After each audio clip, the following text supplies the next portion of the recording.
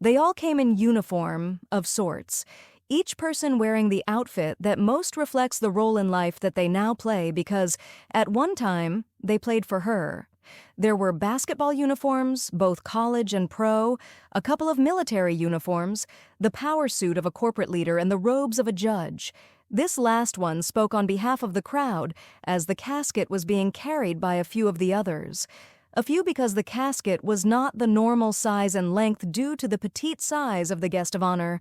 Only 4 people were needed to carry her from the hearse.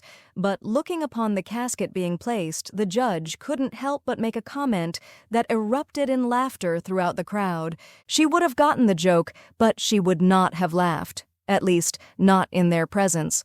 Not because she didn't think it was funny. She would have thought it hilarious.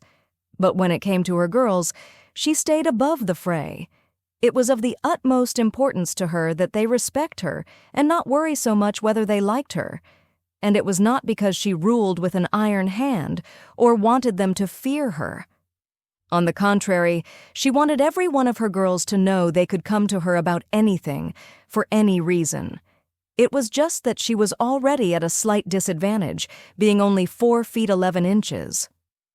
This initial impression sometimes gave her an automatic disadvantage with some of the ladies who walked into her gym, being that we were at least a foot taller or more, but that did not last for very long.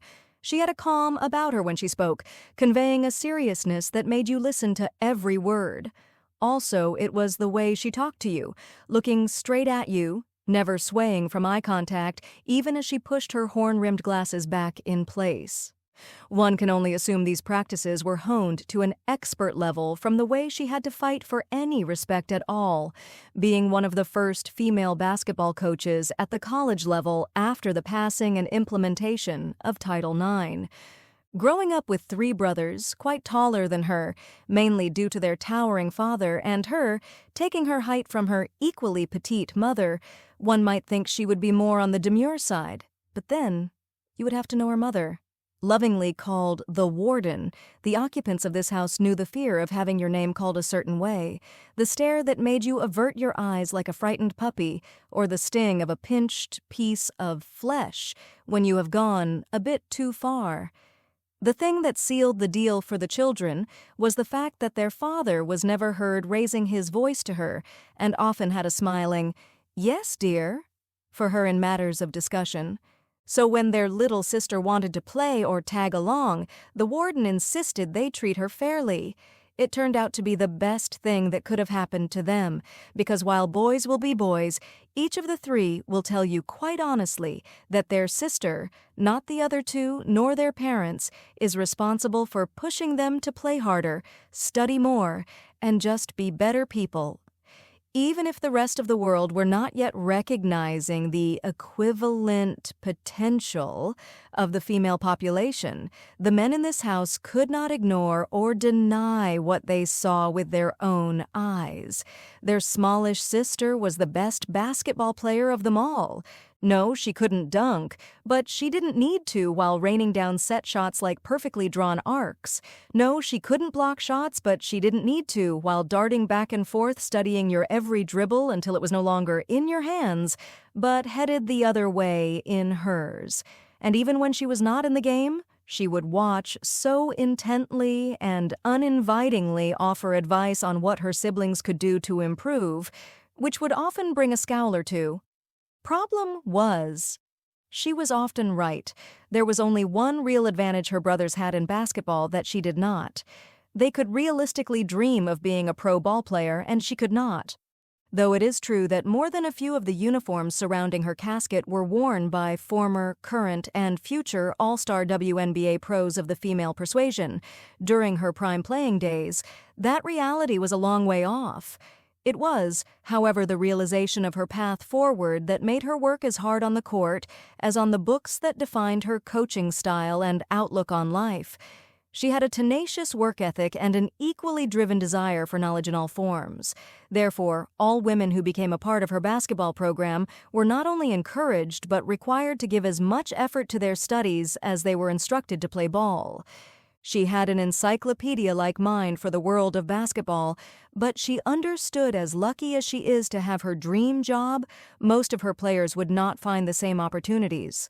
So she dedicated her time, her wisdom, and her foot in the behind of any of them that she felt wasn't giving their all to their own potential. It was probably partly for this reason that none of her teams ever got the chance to cut down any championship nets. But it wasn't for a lack of hustle or spirit of teamwork. When it came time for recruiting, she had a way of cutting through the bull in that prospective player's living room. She would simply advise the parents that while she is the basketball coach, she is also a college faculty member, and her players are students. It had a way of reassuring the ones that were concerned about their daughter's future, aside from the game, and weeding out the dreamers or singularly focused players that weren't as serious about the books as the balls. No pun intended, but even on that subject, she had a habit of keeping tabs and quiet console with most of her players to inspire them to see the big picture without sacrificing too much of the full college experience. This is not to say she was always right, or a saint, or that all her players felt gratitude or love for her. Hell, some of them probably wish that they were here today if only to get the last word. But it was the fact that she was honest and straightforward in her ways and her words. You may not like what she said, but you knew why she said it. She also could have words with you one minute and the next she's asking how your sick uncle from back home is doing, and please give him her best. She volunteered in the community, she helped look in on her dad after her mom passed, and was the best aunt her brother's kids could have. Even if she was their only one. Every season she was right there, shouting plays, giving refs the business, and year after year she cheered for every one of her players who crossed that stage, shook those hands, and got that degree. As loud as she was over the crowds in the gym, she was just as boisterous out in the audience of graduating students. So, although she never won a championship or crossed over to the professional side of coaching when the WNBA came to town, she would always show incoming freshmen the news clippings, announcements, and letters of her former players that are now lawyers, doctors, engineers, and various other professions, as well as the ones that also got paid to play. She also didn't have to make trips to living rooms anymore as she garnered a well-deserved, if not ironic, reputation as the basketball coach you send your kid to if you want them to have a better chance to succeed in life in something other than basketball. So it was that as the years passed on and she aged, as did the building in which she coached, it was a fact that now professional ball for women was not only a possibility, but a desired outcome not only for the players, but also the school. Current administrators, as much respect as they had for her legacy, now wanted a coach in that living room, stressing that while, yes, of course, a degree is important, they would do all they could to get that student player to the professional league. And while they did not dare come out and ask for her to step down, she was, and always had been, smart enough to see things very clearly. Even as the NCAA money started to pour into the university coffers on behalf of the women's program as well as the men's, there were plans proposed and signed off for the construction of a new sports facility. The old gym and the old gray mare weren't what they used to be, as one was being set to be torn down and the other was being put to pasture.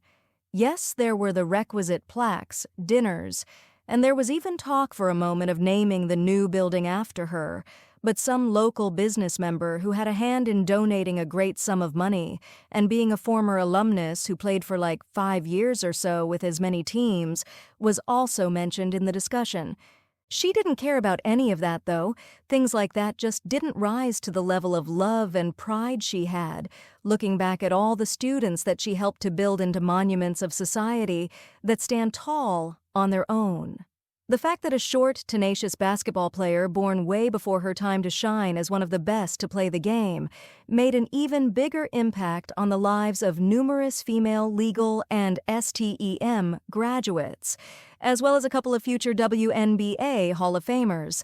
One, who has become the most well-respected judge in the whole state, stood ready to eulogize her true hero, lying before her in this tiny box. It was in that moment that the judge, looking at all the living examples of this phenomenal woman's life's work, remarked, "Not for nothing, but we'd all be doing sprints now if she could see this tiny box we put her in." There was immediate laughter, and almost as suddenly, another spoke up to fill the next silence. "You know, it's not too late to fix that." Some puzzled looks, but also a couple of knowing nods as another mentioned, "They just tore out the floor in the gym." It's just lying there in two big sections out in the field. That was where the plan really started to take shape, and people started to huddle close. Several female engineers, construction workers, the funeral director, and the judge leaned in for the huddle, calling a last play for their coach. "Okay, everyone else go home and grab something that you would like to contribute, and we'll all meet back here at—" As she paused and looked at the huddled crew, the funeral director spoke up, "It looks like it's going to take until at least sunset." "So, sunset it is, everyone," the judge shouted. "Don't be late." So as the crowd dispersed and the judge walked off talking on her cell phone to a probably very confused university dean, the gravedigger talked to the construction crew about getting a much bigger shovel. The funeral director loaded the coach back into the hearse and headed back to the parlor.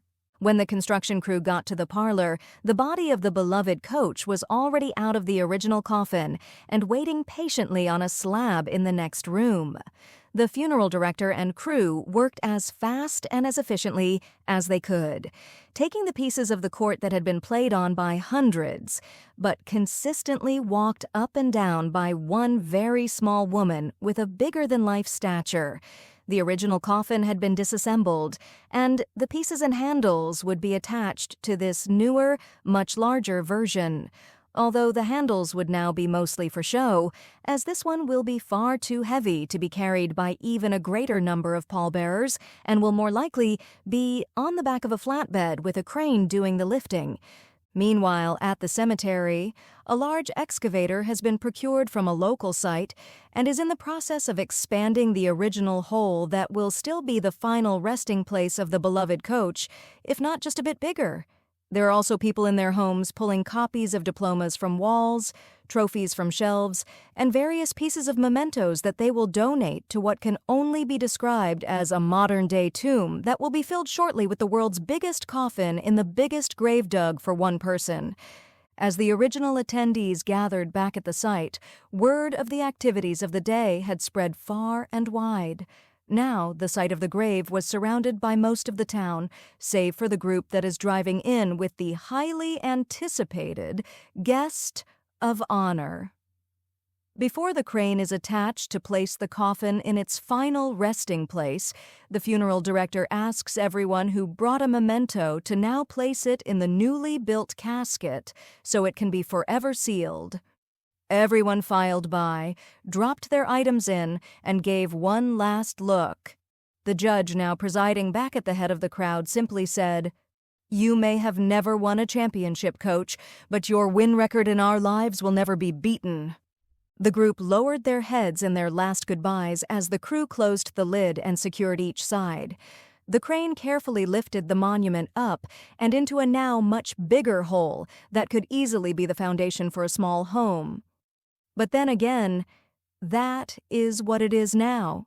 Because in a small town with a small college that once had a tiny coach, the world's largest casket filled with trophies, diplomas, law degrees, ribbons, and medals of military honors was being lowered into its final resting place, the new home of a woman who taught each of her players to live life honestly and with integrity, to have a winning legacy.